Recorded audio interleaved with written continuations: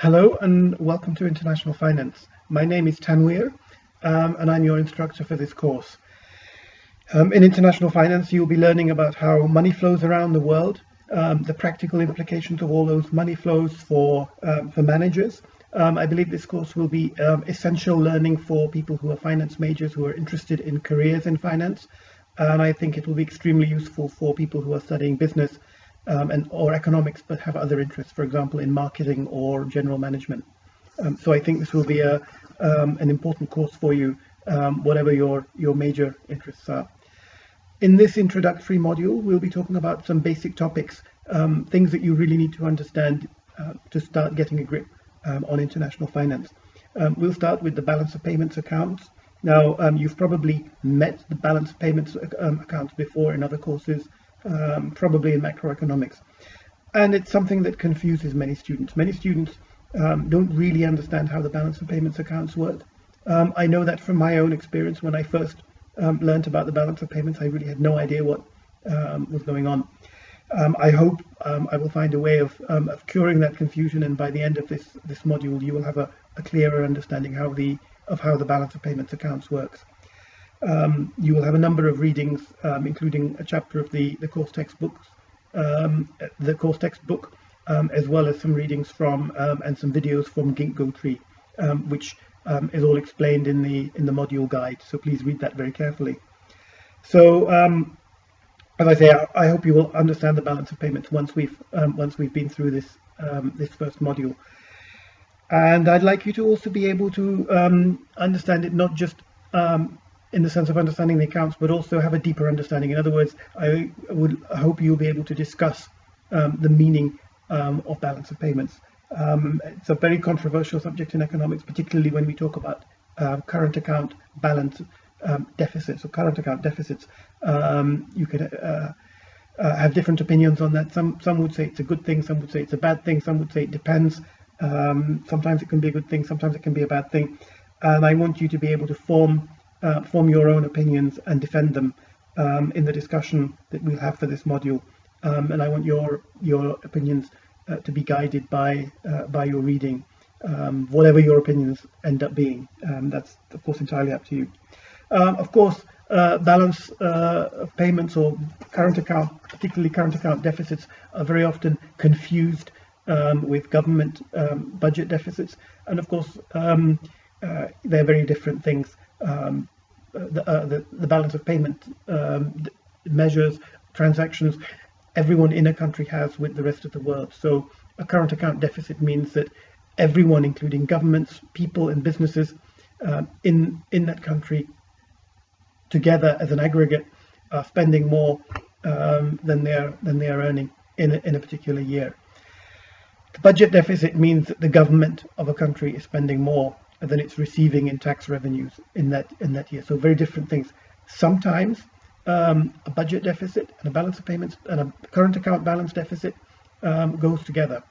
And by the way, it's important to remember that we very often talk about a current account deficit, not a balance of payments deficit, but the two are often confused. So we've got, I'll show you an example.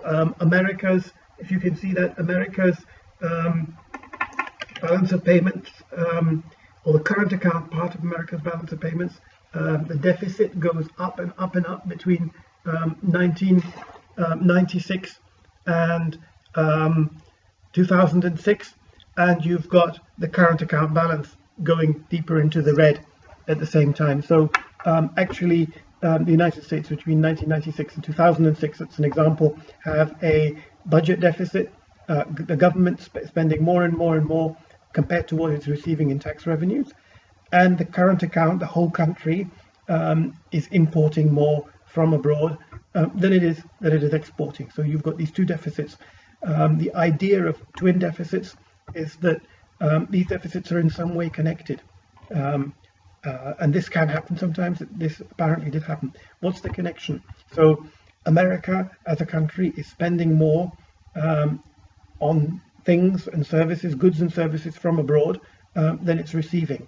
So that's why it has this deficit. It's buying some things and it's selling some things, but it's buying more than it's selling. So it's sending dollars out into the world, right? So there's an excess of dollars that is being sent out into the world.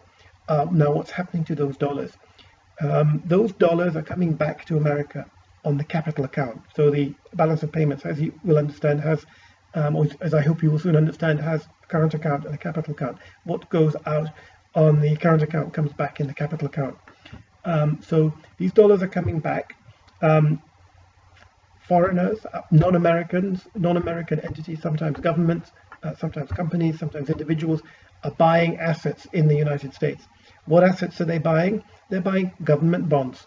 And so America is spending money abroad, sending dollars abroad. Those dollars are coming back. Foreigners who've got these extra dollars are buying American government bonds. In other words, they are lending to the American government. So the US is having a current account deficit and sending dollars into the world. Those dollars are financing government borrowing.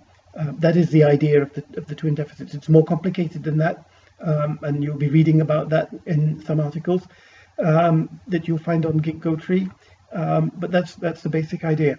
Of course, the controversial part of that idea of twin deficits is connected to America's relationship with the People's Republic of China.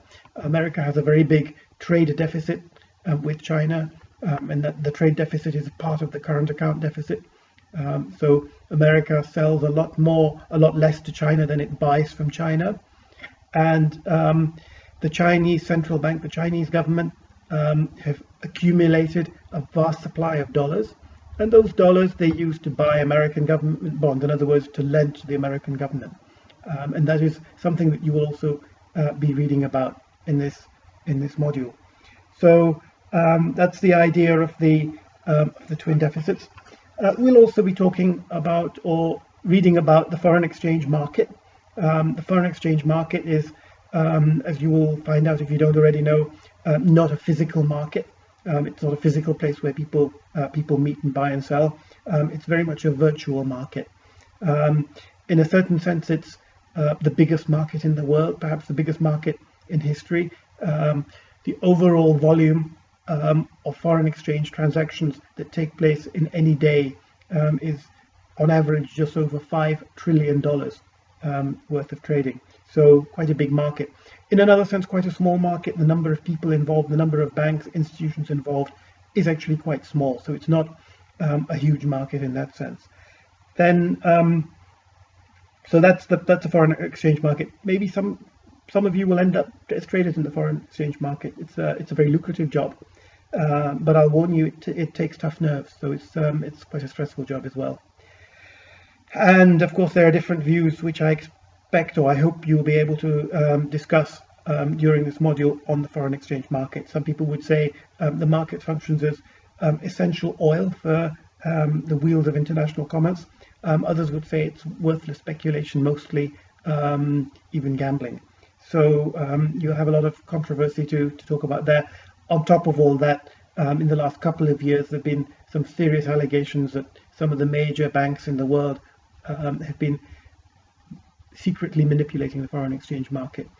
So that's something that's very much in the news these days. That will be part of your part of your reading for this module. In fact, I'll expect you to find out a little bit more about that yourself as you progress through. So that's my introduction to this module. Read all the instructions in the guide in Moodle. Look at everything in Ginkgo-tree. Read the chapter.